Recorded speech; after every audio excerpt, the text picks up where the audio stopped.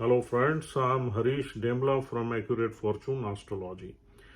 दोस्तों, सिंह लगन में आगे बढ़ते हैं और देखते हैं यदि बुध देव द्वादश भाव में आ जाएं यानी 12वें भाव में आ जाएं तो हमें क्या फल देंगे। देखिए दोस्तों, 12वें भाव में बुध देव काल पुरुष कुंडली में तो नीच के हो ही जाते हैं, लेकिन यहाँ नीच के नहीं कहलाएंगे क्योंकि यहाँ 4 नंबर चंद्र की राशि है और चंद्रदेव सूर्य के मित्र हैं। और यहाँ पर बुध देव के आने से अगर चंद्रदेव की प्लेसमेंट अच्छी हो जाती है चार्ट में, यानी कि चंद्रदेव अगर दशम भाव में बैठ जाए ऊंच के, तो ये बुध देव आपको अच्छे ही फल देंगे। यदि चंद्रदेव लगन में बैठ जाए या दूसरे भाव में बैठ जाए तो भी आपको यहाँ पर बुध देव अच्छे फल दे सकते हैं। अगर चंद्रदेव चौथे घर में आ जाए तो यहाँ बुध देव आपको विदेश की सेटलमेंट में ले जाएंगे, क्योंकि चौथे घर में चंद्रदेव नीच के हो जाएंगे और चंद्रदेव जो है चौथे घर से दूर ले जाएंगे आपको। और फिर जो इनकम और वेल्थ का लॉर्ड है बुध, वो भी द्वादश भाव में है, तो द्वादश भाव से ही आप वेल्थ जनरेट करेंगे या इनकम जनरेट करेंगे। लेकिन अगर चंद्रदेव की प्लेसमेंट कहीं खराब हो जाती है आपके चार्ट में, तो यहाँ पर फिर काफ़ी परेशानियां आ जाएंगी। फिर आपको पैसा कमाने के लिए बड़ी मेहनत करनी पड़ेगी, सेविंग्स में डेफिशिएंसी रहेगी, आपकी फैमिली से रिलेशनशिप्स खराब रह सकती हैं या डिस्टेंट रह सकती हैं, आपके बड़े भाई बहनों से रिलेशनशिप भी डिस्टेंट रहेगी या खराब रहेगी। और फिर आप कहीं ना कहीं जो आपकी इनकम है वो या तो कम रहेगी या उसका खर्चा हो जाएगा, यानी कि इनकम में आपकी ब्लेसिंग्स वगैरह जो है वो यहाँ पर प्रॉब्लमेटिक रहेगी। और नेटवर्क सर्कल से भी आप कहीं दूर के नेटवर्क सर्कल से कनेक्ट कर सकते हैं, यानी कि फॉरेन कंट्री में अगर आपके कुछ कनेक्शंस हैं तो वहाँ आपका नेटवर्क सर्कल चल सकता है। लेकिन आपका नेटवर्क सर्कल जो है वो बहुत अमेजिंग नहीं रहेगा, उसमें एक डिस्टेंट कनेक्शन रहेगा।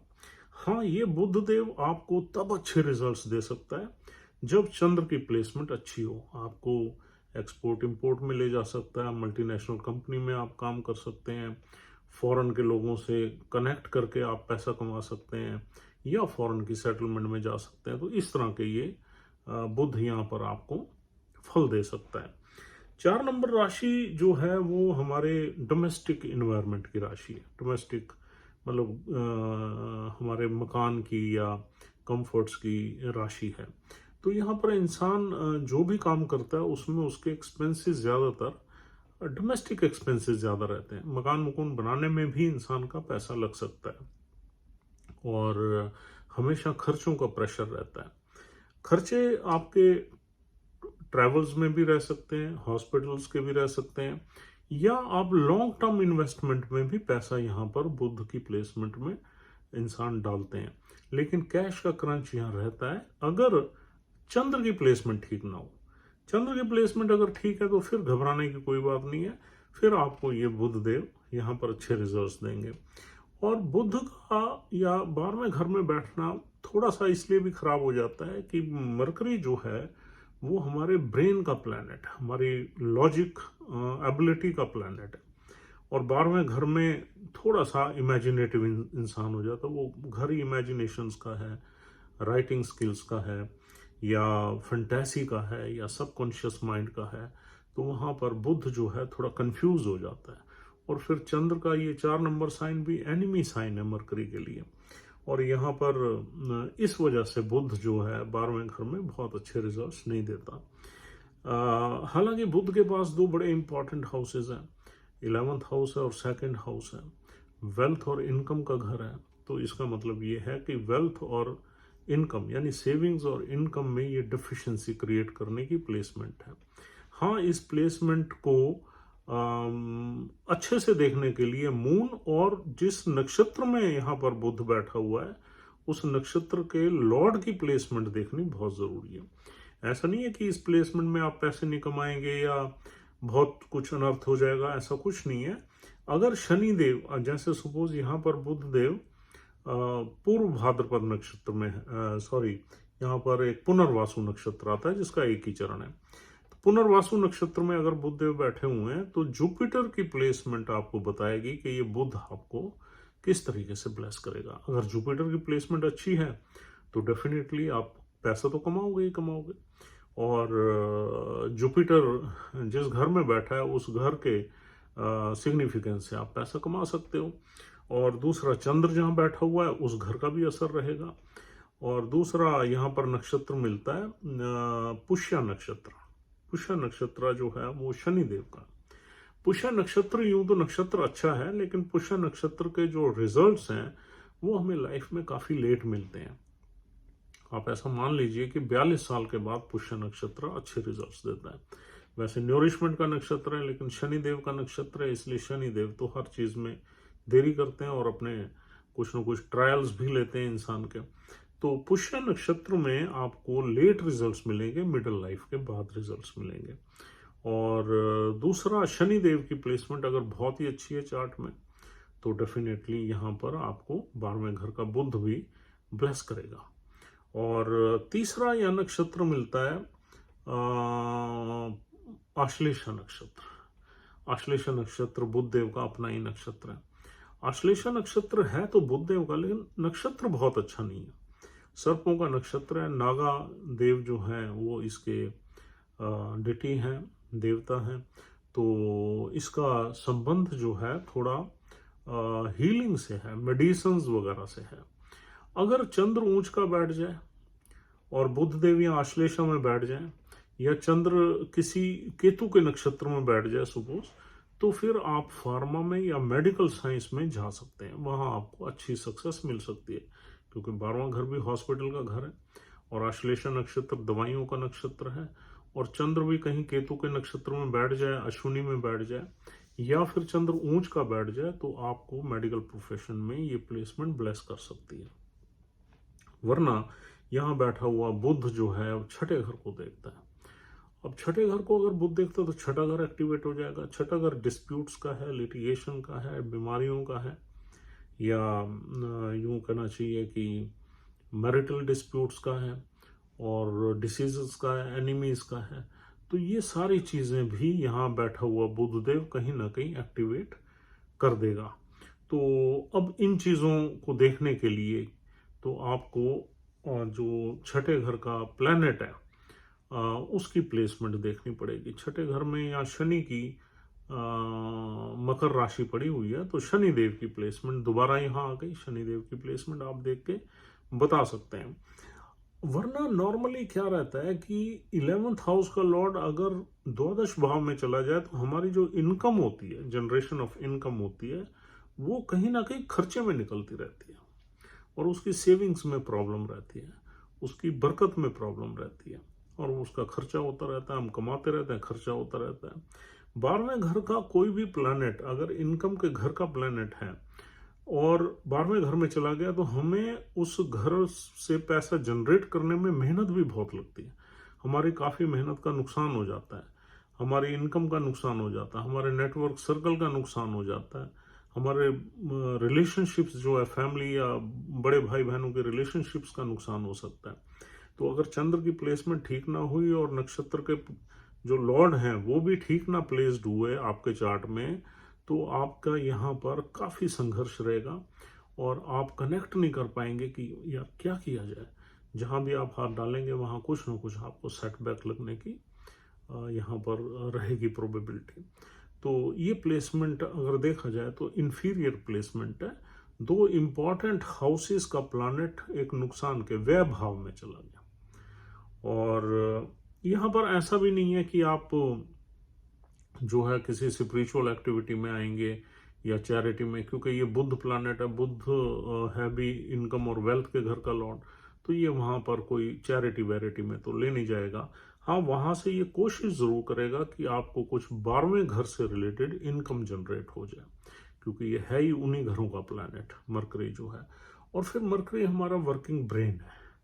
जहाँ वर्किंग ब्रेन इन्वॉल्व हो जाता है वहाँ चैरिटेबल डीड्स थोड़ी कम हो जाती हैं। हालांकि चंद्र की राशि में, तो चंद्र की राशि में बुध जो है थोड़ा मेंटल स्ट्रेस भी जरूर देता है। तो माइंड में टेंशन रहना, स्ट्रेस रहना यहाँ पर मिलता है। और ओवर इमेजिनेटिव रहना, ये वाली सारी चीज़ें भी मिलती हैं। और दूसरा यहाँ पर ट्रैवल्स वगैरह भी इंसान की काफ़ी रहती हैं। आप बुद्ध मतलब आप एजुकेशनल जो है परस्यूट्स के लिए आप ट्रैवल कर सकते हो, फॉरेन कंट्री जा सकते हो, वहाँ पर पढ़ाई कर सकते हो इस प्लेसमेंट की बदौलत। और यहाँ पर अगर हम देखें तो बुध के साथ सूर्य को हम देख लेते हैं, क्योंकि सूर्य बुध के आसपास ही रहता है, एक घर आगे पीछे, या फिर सूर्य जो है बुध के साथ ही रहता है। यहाँ पर सूर्य यानी कि लगन लॉर्ड 12वें घर में आ जाए तो फिर आप ये समझिए कि आप फॉरेन कंट्री की सेटलमेंट में 90% चांसेस हैं आप चले जाएंगे। अगर लगन लॉर्ड ही बुध के साथ बैठ गया तो लगन भी वहां चला गया, इनकम के घर का लॉर्ड भी वही है, तो definitely it will make the circumstances to settle you in foreign land. और अगर सूर्यदेव लगन में ही बैठ गए तो बहुत ही ऑस्पिशियस है। इसका मतलब ये है कि 12वें घर से आप पैसा जरूर कमाओगे क्योंकि लगन मजबूत हो गया। और अगर शनि देव एकादश भाव में आ जाए, 11वें भाव में आ जाए, तो भी 12वें घर से आप पैसा कमाएंगे।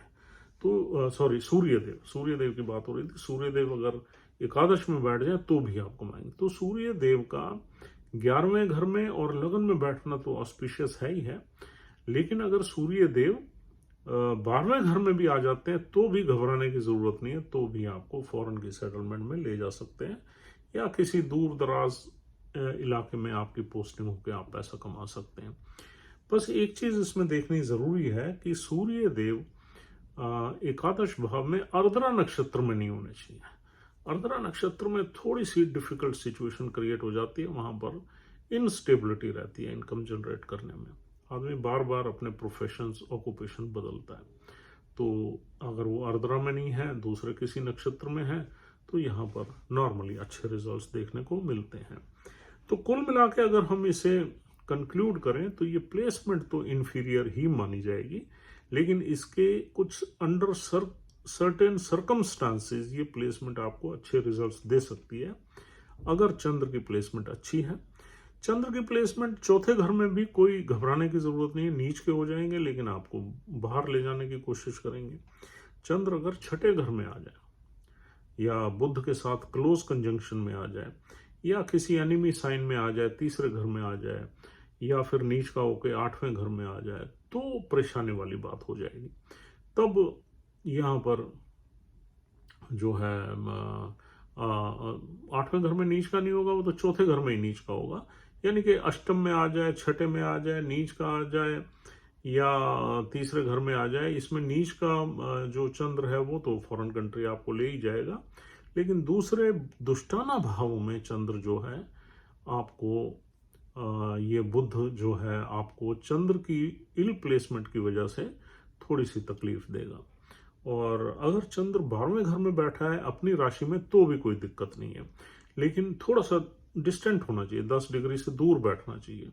अगर ये दोनों नज़दीक बैठेंगे तो फिर हमारी हेल्थ वगैरह में थोड़ी सी इश्यूज रहते हैं, और थोड़ा सा हमारा जो है माइंड भी स्ट्रेसफुल रहता है, ओवर थिंकिंग में रहता है।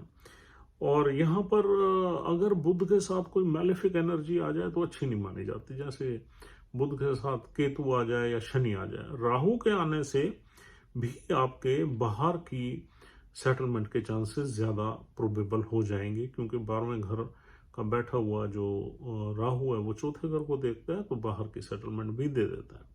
तो दोस्तों अगर ये बुध किसी के भी चार्ट में यहाँ बैठा हुआ है तो उसको बाहर की सेटलमेंट में जाने की कोशिश करनी चाहिए, वहीं उसको उसका भाग्य उदय होता है और वहीं से वो पैसा कमाता है। तो this is all for the day. उम्मीद करता हूँ ये डिस्कशन आपके लिए यूजफुल है। If you are liking our videos please try to subscribe our channel, or else we'll see you tomorrow with another placement of next planet which is Jupiter। Jupiter की placement हम कल से start करेंगे और देखेंगे कि Jupiter Leo ascendant में किस तरीके से आपको ब्लेस करता है। तो दोस्तों आज के लिए इतना ही। If you want to take any consultation from us you can just send a WhatsApp message to our mobile numbers which are given in our channel, or otherwise we'll see you tomorrow. Take care. Thanks a lot.